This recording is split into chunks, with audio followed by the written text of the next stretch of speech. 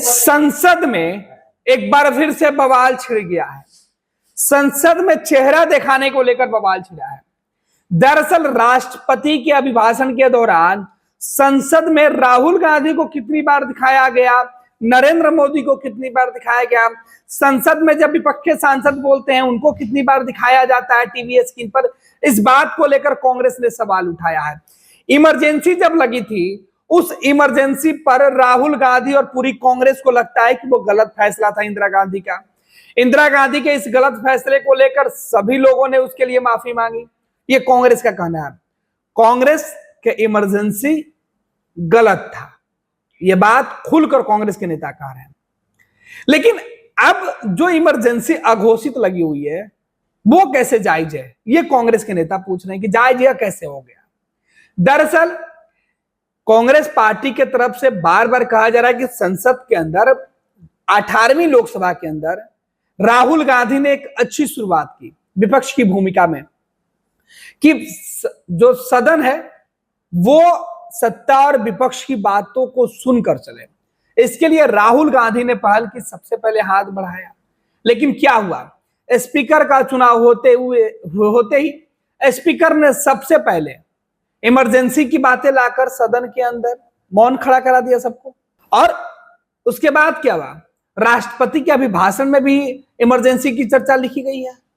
आखिर ऐसा क्यों किया जा रहा है, इस पर कांग्रेस के जो नेता हैं वो सोशल मीडिया पर सवाल पूछ रहे हैं।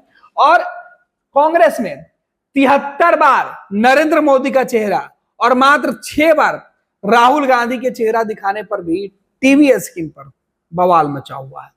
आपको हम दोनों दिखाएंगे कि राष्ट्रपति की स्पीच जो है वो 51 मिनट की स्पीच है और इस 51 मिनट के स्पीच में नरेंद्र मोदी का चेहरा 73 बार दिखाया गया है, जबकि राहुल गांधी का मात्र 6 बार। अब कांग्रेस ने पूरा लंबा चौड़ा जो है सोशल मीडिया पर जो बातें है वो लिखी है। कांग्रेस के जो नेता हैं वो इस पूरे मामले पर अपनी बातें रख रहे हैं।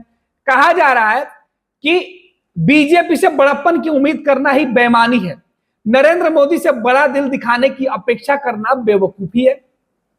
संसद सत्र शुरू हुआ, नेता विपक्ष राहुल गांधी और नेता सदन नरेंद्र मोदी एक साथ स्पीकर महोदय को लेकर ऊपर पहुंचे।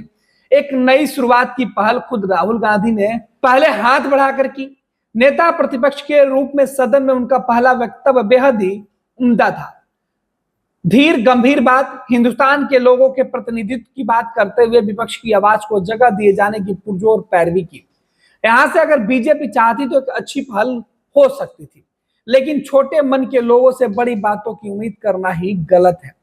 स्पीकर ने 49 साल पहले लगी इमरजेंसी का प्रस्ताव रखा।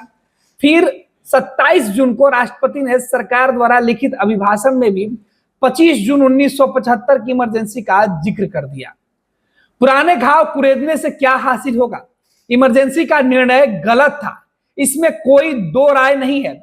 लेकिन यह भी सच है कि इंदिरा जी ने खुद उस गलती को माना था और लोकतंत्र के अंदर लोकतांत्रिक चुनाव कराए थे।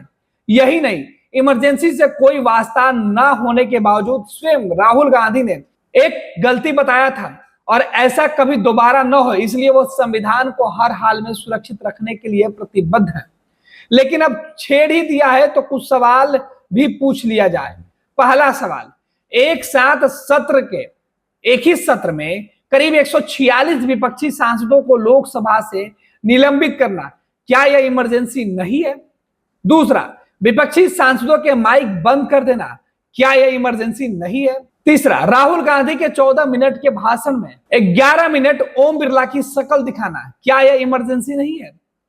51 मिनट के राष्ट्रपति के भाषण में, यानी जो अभिभाषण उनका चल रहा था, उसमें मात्र 6 बार नेता प्रतिपक्ष राहुल गांधी की ओर और 73 बार नरेंद्र मोदी को टीवी स्क्रीन पर दिखाना, क्या यह इमरजेंसी नहीं है? स्पीकर का जय संविधान बोलने पर आपत्ति करना, क्या यह इमरजेंसी नहीं है?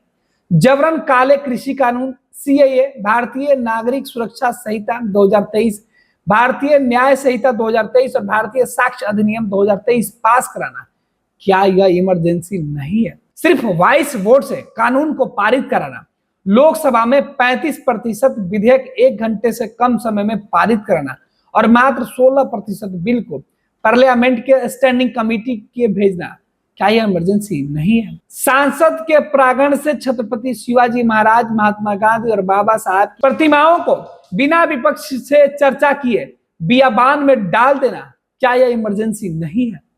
विधायकों की नीलामी करके चुनी हुई सरकारें गिराना, क्या इमरजेंसी नहीं है? विपक्ष को ईडी, सीबीआई, इनकम टैक्स से प्रताड़ित करना, क्या यह इमरजेंसी नहीं है? चुनाव के दौरान मुख्यमंत्रियों को जेल में डालना, मुख्य विपक्षी पार्टी के बैंक के खाते बंद करना, क्या यह इमरजेंसी नहीं है? विपक्षी नेताओं की, न्यायाधीशों की, अफसरों की, अपने खुद के मंत्रियों की पेगासस से जासूसी करवाना, क्या यह इमरजेंसी नहीं है? 1 साल से जलते हुए मणिपुर को उसके हाल पर छोड़ देना, क्या यह इमरजेंसी नहीं है?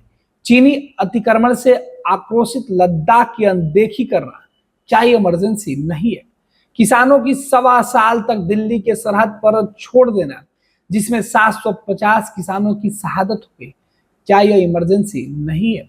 किसान नरसंहार के मुख्य अभियुक्त के पिता को गृह राज्य मंत्री बनाए रखना, क्या यह इमरजेंसी नहीं है? रोजगार की मांग करते हुए युवाओं को पुलिस से बर्बर लाठीचार्ज कराना, क्या यह इमरजेंसी नहीं है? छात्रों के प्रदर्शन पर जेल में डाल देना, क्या यह इमरजेंसी नहीं है? पेपर लीक होना, परीक्षाएं स्थगित होना, क्या यह इमरजेंसी नहीं है? 21 साल की क्लाइमेट एक्टिविस्ट को गिरफ्तार करना, और क्या यह इमरजेंसी नहीं है? पत्रकारों को असहज सच दिखाने के लिए राष्ट्रद्रोह के मुकदमे लगाना, क्या यह इमरजेंसी नहीं है? मीडिया को अपने बस में करने के बाद सोशल मीडिया और यूट्यूब पर शिकंजा कसने की कोशिश करना, क्या यह इमरजेंसी नहीं है? सोशल मीडिया पर फेक न्यूज की सबसे बड़ी फैक्ट्री चलाने के बाद अगर किसी और का पोस्ट ठीक ना लगे तो उसे सीधे जेल में डाल देना, यह इमरजेंसी नहीं है? मनमाने फरमानों से लॉकडाउन लगाना, नोटबंदी करना, यह इमरजेंसी नहीं है? औरत के खिलाफ जघन्य से जघन्य अपराध हो और सरकार हर बार आरोपी को संरक्षण दे, क्या यह इमरजेंसी नहीं है?